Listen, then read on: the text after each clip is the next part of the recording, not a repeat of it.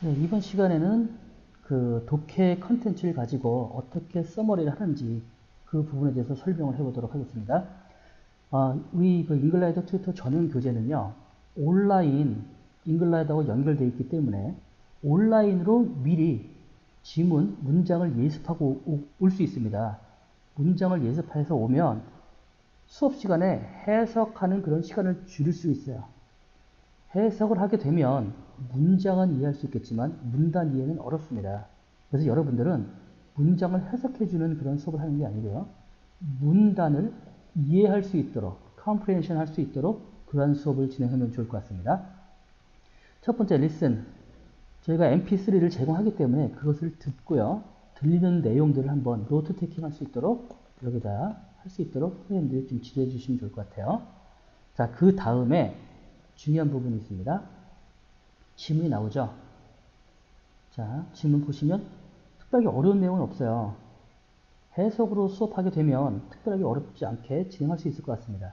그런데 저희 잉글라이더 튜터의 그 독해 서머리 과정은 해석해 주는 것을 지향합니다. 해석보다는 메인 아이디어, 핵심 내용이 되겠죠? 그리고 서브, 결국은 디테일이라고 할 수 있는 부분들인데요. 보조 아이디어, 이 두 부분을 얼마만큼 잘 골라낼 수 있는지 이게 관건이 되겠죠. 자, 첫 번째 방법은 한번 빨리 읽게 해줍니다. 자, 빨리 한번 쭉 읽어보고요. 이게 대충 어떤 내용인지 물론 예습했기 때문에 다 알겠죠. 하지만 전체를 다 읽는 거하고 문장만 읽는 거하고 약간 다르죠. 빨리 읽고요. 어떠한 맥락인지만 파악합니다. 두 번째는요. 단락 나누기예요. 단락 나누기 상당히 중요합니다. 보통 단락이 이렇게 인위적으로 나눠지면 큰 문제는 없겠지만 지금 전용 교재는 보통 다 같이 이렇게 붙어 있어요. 그래서 내용을 읽고 단락을 나눠야 됩니다. 이게 서론, 본론, 결론일지 아니면 서론, 본론일지 본론, 결론일지 아니면 본론만 있을지 이 부분을 파악해 주는 게 좋은데 이거는 선생님들이 좀 해주셔야 되겠죠. 선생님들이 쭉 봤을 때 좀 어려움이 있다. 그랬을 경우에는 해답편에 보시면 이 내용들이 다 해석이 나와 있어요. 해석, 한글로 되어 있는 해석을 보시면 정확하게 나눌 수 있습니다. 되게 쉽게 되어 있거든요. 그래서 그런 부분들 가지고 미리 나눠서 학생들로 하여금 쉽게 접근할 수 있도록 도와주시면 좋을 것 같습니다. 저는 쭉 읽어봤는데요. 그러니까 여기서 여기까지가 한 단락 같고요. 여기서 여기까지가 한 단락 같고 여기서 여기까지가 한 단락 같아요. 그래서 총 3가지 단락으로 나눠봤습니다. 첫 번째, 물론 서론이 100% 아닐 수도 있겠지만 아무래도 도입 부분이니까 이것을 서론이라고 좀 볼게요. 좀 읽어보겠습니다. 많은 사람들이 믿어요. 무엇을요? 자, 소셜 네트워킹 사이트는 저기죠? 저 SNS죠? 이게 무해하다고 하는 겁니다. 누구에게? 아이들에게. 그런데 이것은 사실이 아니라고 합니다. 자, 연구에 따르면 that 이러한 사이트들을 이용하는 것은 많은 bad effect는 저거죠? 나쁜 영향이죠. 누구에게? 어린 사람들에게 나쁜 영향을 줄 수 있다고 하는 거죠. 자, 총 3가지 문장이 있습니다. 자, 3가지 문장이 다 중요한 내용을 갖고 있죠. 하지만 핵심은 뭔가요? 자, SNS는 유해하다, 무해하다. 예, 유해하는 거죠. 누구에게? 어린 아이들에게. 요 3가지가 핵심입니다. 자, 많은 사람이 믿습니다. 크게 중요하지 않아요. 근데 이것은 사실이 아닙니다. 이것도 중요하지 않죠. 연구에 따르면 요거는 약간 중요할 수 있어요. 그죠? 자, 결국은 SNS 그리고 bad effect 그리고 영 요 3가지가 핵심 단어가 되겠죠. 이게 메인 아이디어입니다. 자, 그러면 메인 아이디어를 조금 뒷받침해 줄 수 있는 것은 결국 이게 될 수 있게 돼요. studies 연구 근거가 있는 거죠. 자, 그래서 이렇게 잡아줄 수 있는 그런 연습을 해주면 좋을 것 같아요. 자, 두 번째 한번 볼까요? 자, 삶은 보임대에 어떻게 보이냐면 more exciting, 더 흥미진진하게 보인다는 거죠. 어디서? 온라인에서. 오케이, 나왔습니다.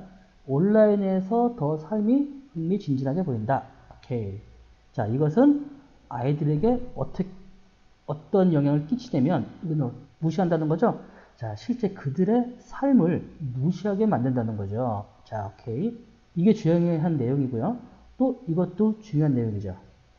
2가지 큰 카테고리가 있습니다. 온라인에 너무 흥미를 빠져하는 것. 두 번째는 그들의 삶을 부정한다, 아니면 무시한다. 이런 부분이겠죠. 이게 핵심입니다. 자, 그러면 이러한 부분들로 인해서 어떠한 사건이 일어나는지 한번 볼게요. 사람들을 만나는 것을 싫어합니다.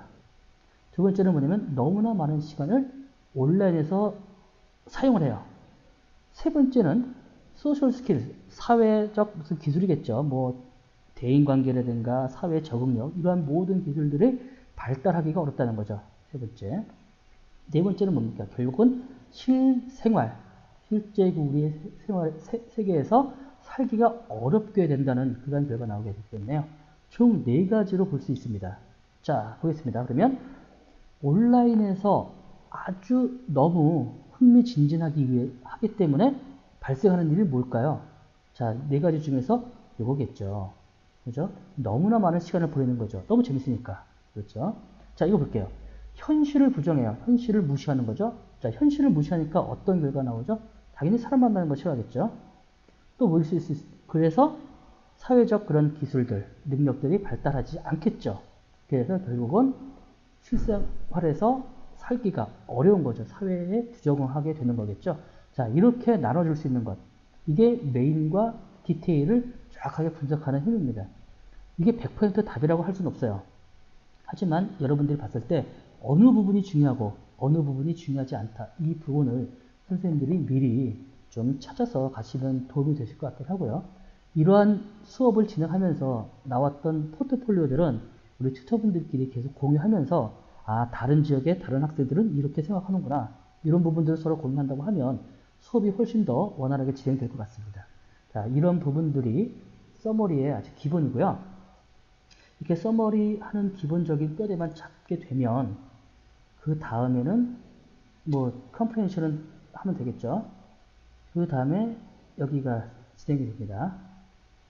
보시면 자, 이제 틀이 있어요. 그래서 아까 제가 적었던 거 있죠? 메인 아이디어하고 디테일. 첫 번째, 결국 뭐에 썼습니까? SNS는 결국은 뭐 harmful도 될 수 있겠고요. 뭐 bad effect도 다겠죠?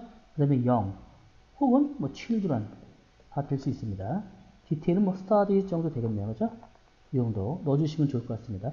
어려우면 한글로 써도 되고요. 그게 쉽다고 하면 영어로 써도 무방합니다. 영어로 쓰는 게 더 좋겠죠, 사실은. 자, 이렇게 뼈대를 잡아놓은 상태에서 이게 상당히 중요합니다. 한글로 적어보는 거죠, 한글로. 자, 왜 한글로 적느냐?